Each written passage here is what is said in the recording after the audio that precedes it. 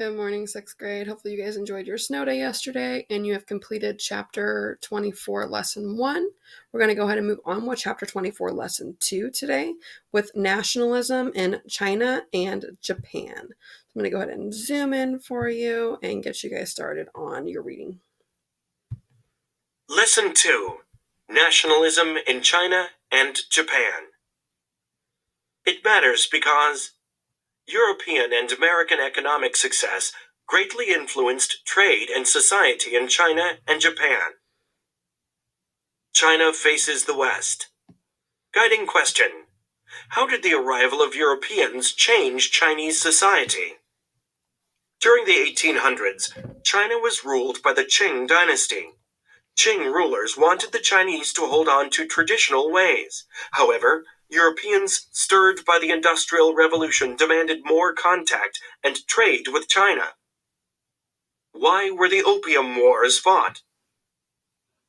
During the early 1800s, the Chinese had very little interest in European products and trade with the West. The British, however, had a great demand for Chinese tea, silk, and porcelain. To get these products, British merchants had to trade valuable goods, such as silver. The British then found a way to increase their trade with China. They began selling opium from India to the Chinese. Opium is an addictive drug, and soon the demand for it greatly increased in southern China. China's emperor warned the British to stop the opium trade. The British refused and fought the Chinese in 2 wars: the First Opium War, 1839 to 1842, and the Second Opium War, 1856 to 1860. Lacking modern weapons, the Chinese were forced to surrender to European forces in both conflicts. As a result of these wars, China gave the island of Hong Kong to the British. Furthermore, Europeans and China won the right to bypass Chinese laws and live under their own laws. This legal practice is called extraterritoriality. Revolt sweeps China. During the 1850s, severe weather and high taxes caused suffering for China's peasants. Crops failed, leading to food shortages. As a result, peasant unrest spread across China.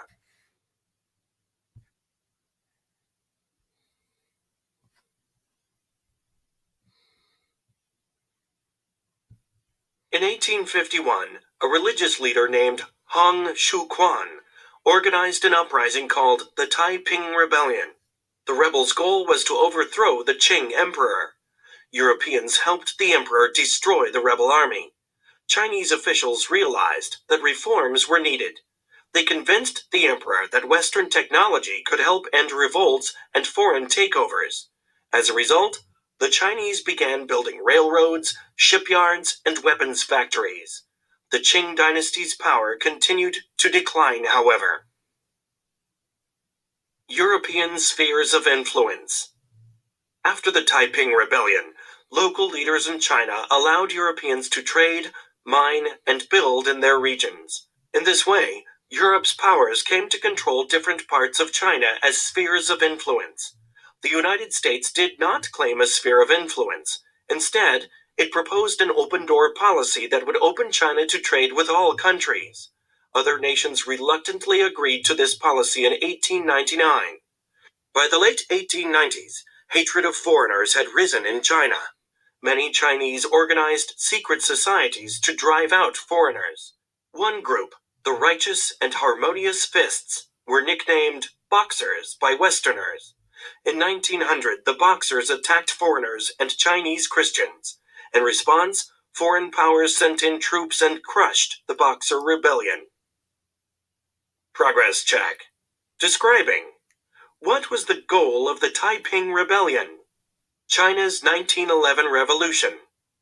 Guiding question: how did revolution in 1911 bring changes to China? During the early 1900s, Chinese officials eager to keep their power tried to make more changes.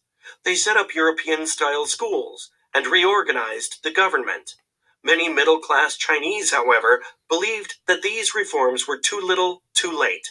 In 1905, a young medical doctor named Sun Yat-sen founded a movement that became known as the Nationalist Party. Its members wanted to remove the Qing dynasty and unite China under a strong government. Sun developed a three-step plan. 1. Take over China's government. 2. Prepare the people for self-rule. And 3. Create a constitution and a democracy.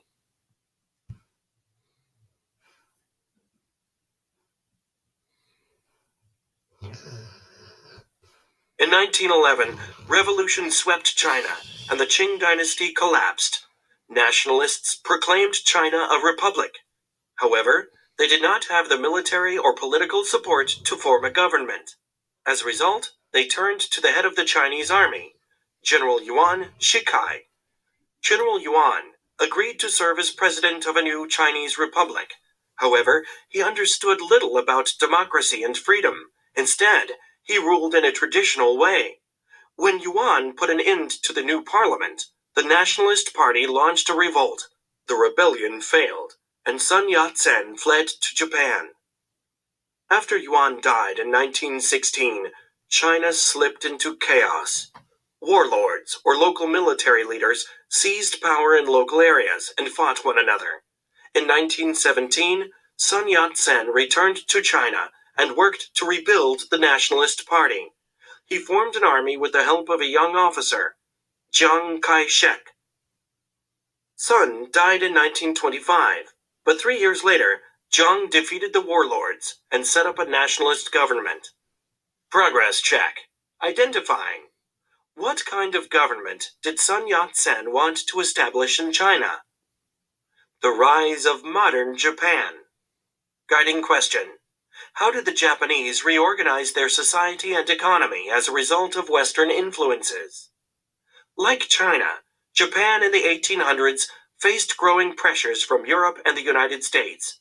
For many centuries, Japan had been isolated from the rest of the world.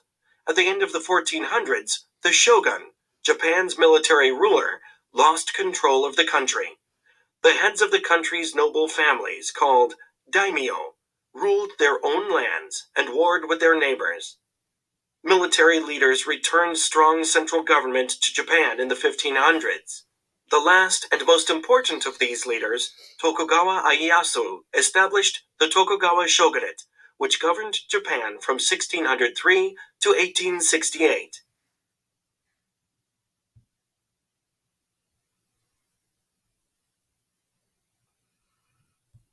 The opening of Japan.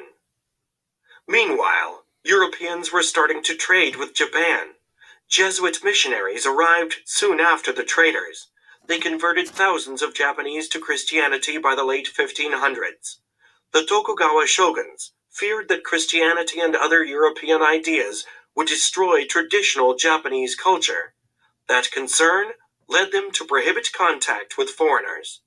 In the 1850s, however, Japan was finally opened to the outside world. In 1853, Commodore Matthew Perry sailed into Edo Bay, now Tokyo Bay.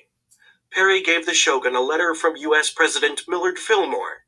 In his letter, the president called for Japan to trade with the United States.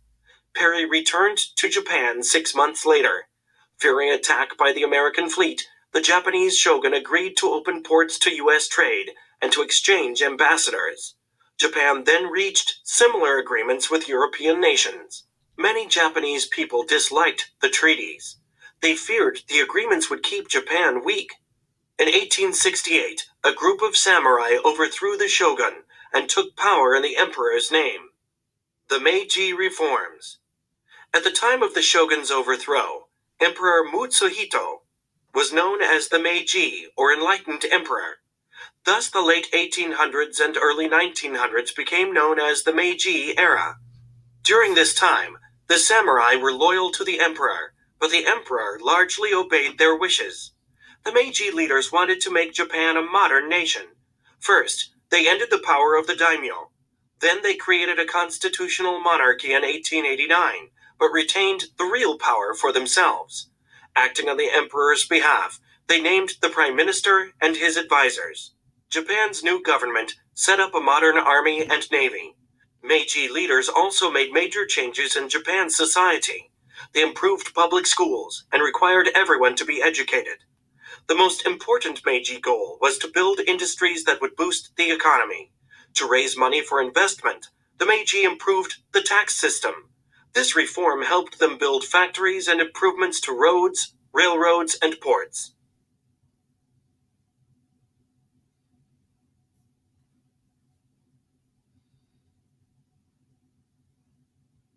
By 1914, Japan had become a leading industrial country. Japan's working class, however, did not benefit from the nation's new status. Factory workers were paid little and worked long hours. Miners who refused to work in extreme heat were shot. Japan's empire. As Meiji leaders watched Europe and the United States grow wealthy and powerful, they wanted Japan to become a world power as well. They believed strength depended on having an overseas empire. The Meiji believed that colonies would be able to supply Japan with natural resources, cheap labor, and markets for manufactured goods. The first colony Japan wanted was Korea. China had controlled Korea for many years. It did not want a Japanese presence in the country. In 1894, war broke out between Japan and China. Japan easily defeated the Chinese military. After the war, China agreed to give Taiwan to Japan and independence to Korea. Japan gained some control of Korea's trade, and its influence in the country increased. Japan and Russia. Japan faced a growing challenge from Russia. Both countries wanted trade with Korea and control of neighboring Manchuria. The Russians already held the Port Arthur naval base in Manchuria. In 1904, Japan attacked Port Arthur. Japanese forces then landed in Korea and marched into Manchuria. Russian troops could not stop the Japanese advance. Meanwhile, Russia sent its main fleet to attack Japan. However, Japan's new modern navy sank most of the Russian ships. In 1905, Russia agreed to give up Port Arthur and part of Sakhalin, an island north of Japan. Japan was recognized worldwide as a major power. Progress check. Explaining. What changes did the Meiji rulers bring to Japan?